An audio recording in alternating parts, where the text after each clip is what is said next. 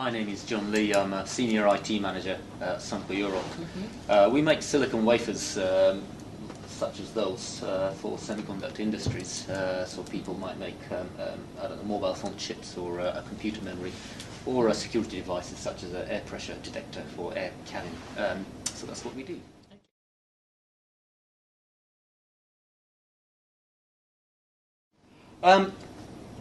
Disaster recovery. Although there are 10,000 people in this large organization, Sumco Europe itself is between 20 and 25. And for a small company, perhaps your IT budget is relatively small compared to some of the offices where they might have 100 or 200 or 300 people. So I don't have spare equipment lying around for me to rebuild them when disaster strikes. And plus, since I'm the only IT person here, dealing with such disasters actually takes up a lot of my time. And not only my time, let's say a server breaks down. We'll call a support, whether if it's a manufacturer or your support company, and once the problem is diagnosed, to rebuilding the system, you could probably spend 4 or 5 days easily.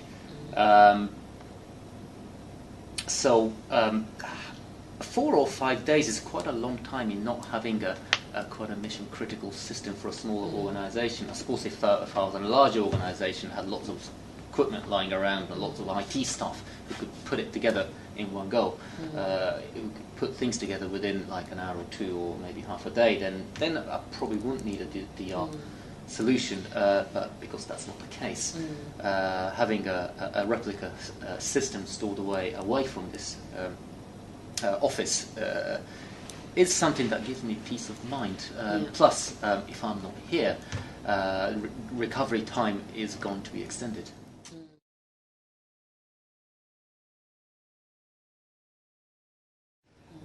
Because we make things and we ship things, we must create those corresponding documents to the freight forwarders by the end of the day for the shipment that must leave that day. If we don't get them done and send them to the freight forwarder, they can't export the goods to our customers. And if customers don't get their goods, they can't run them down their line. That means their production would stop. But customers do keep a good stock, a month worth of stock, their warehouses. But let's say we don't ship for a week, their stock goes down to 3 weeks, 2 weeks, or if they happen to have a particular part that they're low on stock, that might not go down their production line. And we run a 24-hour production line, and customers do as well.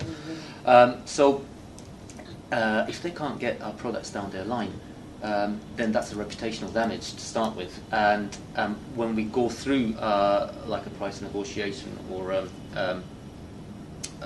where all the salespeople get involved in, they might see us as a company who cannot commit to our promises.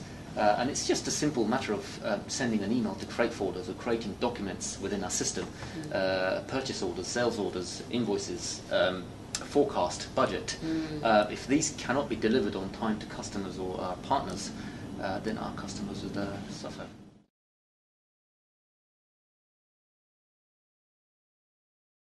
The silicon providers, we hold shares within companies. So a company might have certain percentage of share from Sumco and certain percentage share from other suppliers.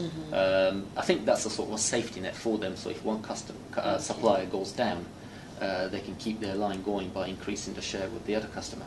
So I think for us it's a constant battle between who has the most share for them. So if our reputation is damaged because we were unable to provide them with shipping instructions, then they might reduce their shares and give it to somebody else. I think it's a reliability issue. And it's a simple thing of, it's just an email, file server, and our ERP system. These all three work together. And if any of those go down and we can't provide those information, then it seems to have quite a big effect on the other side.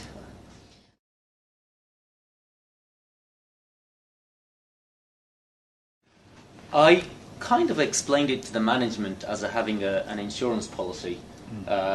It's something that you might never use, but it's safe to have it. I think I had to elaborate on that a little bit more, but I had to tell them that although we have backups of the data, if a hardware breaks down, I had to explain to them that it had to be verified by the manufacturer that it is actually broken, and that takes a day. And then all the new equipment had to be delivered, and that will take another day, and then they will have to be put together, and that will take another day. And once that's been taken care of, then you probably have to spend the next 2 days putting the system together. So transferring the data. And transferring the data. So all I had to tell them was that it'll take 4 to 5 days until the system's completely restored. Because the management understands that if we are unable to provide information to customers and our freight forwarders, the problem that I described earlier with the customer relationship could actually easily erupt into an absolute disaster. So for those reasons, they were quite happy to invest money into disaster recovery. I didn't really have to put in a pros and cons risk analysis, gap analysis in what we have and what we don't have. It was pretty straightforward. It was pretty straightforward.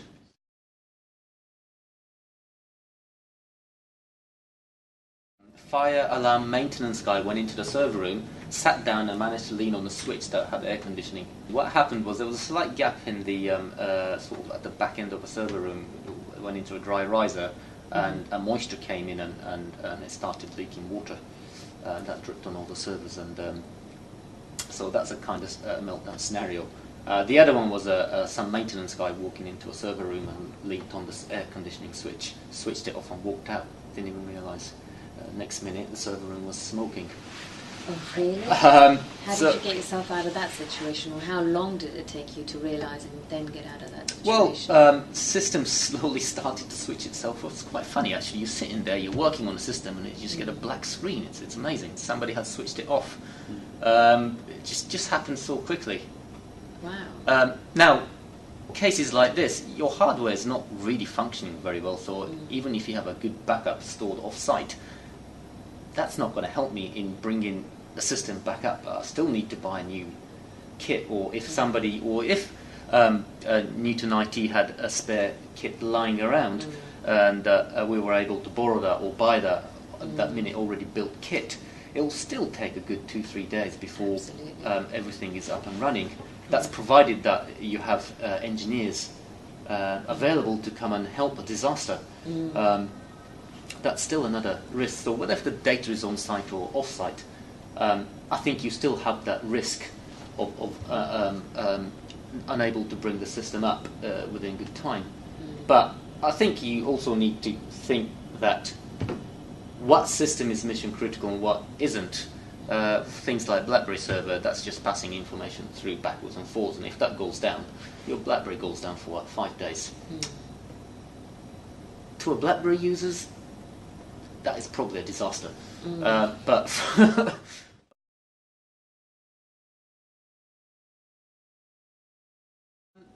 I think it took about 5 days. An order was sent in. The equipment was delivered the following day. The following day, it was built, and I think on day 4 or day 5, your engineers came down and put our DR kit in our server room and started replication. I think we did it over the weekend, and on Monday morning, I think Jason came down, picked up the system, took it to a DR site. So I think it was about a week, which is something that would take to build the whole system. Right. And how long have you been doing replication now with me? Is it about 5 years? 5 years. 5 years, yeah. 5 years of peace and...